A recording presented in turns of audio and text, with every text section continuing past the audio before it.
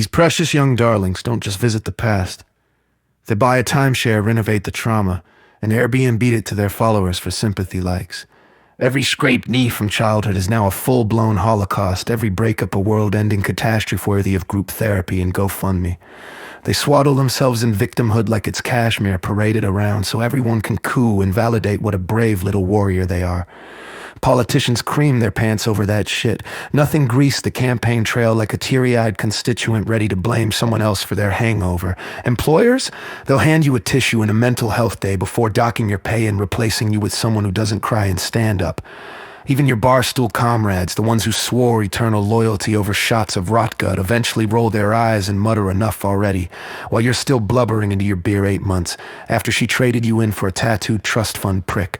Time was, a grown man swallowed his tears with his whiskey, alone in the dark where God and the cockroaches were the only witnesses. Now it's all live-streamed snot and mascara for the applause of strangers who don't give a damn tomorrow.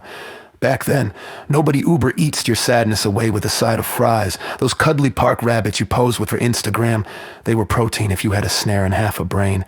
Squirrels got skinned before they hit the ground, possums went straight into the stew pot, and if you were really down on your luck, you wrestled rats for the choicest garbage. People chewed coffee grounds twice and thanked the Almighty for the buzz. You didn't have the extravagant privilege of lounging in your feelings when your ribs were showing and the kids were eating wallpaper paste. But oh, sweet modern miracle, now we've got entire generations renting outrage over ancient history that never even grazed them. They dig up corpses of injustice like lottery tickets, cashing in on pain that belonged to people long dead and buried. Meanwhile, every last soul who actually starved through breadlines or came home from the war missing limbs and sanity is conveniently 6 feet under, silent, stoic, probably grateful to miss this circus. If one of those tough old bastards somehow crawled out of the grave tomorrow, tubes dangling and eyes like burnt holes in a blanket, he'd hawk up a lunger the size of a quarter and snarl right in your sobbing face.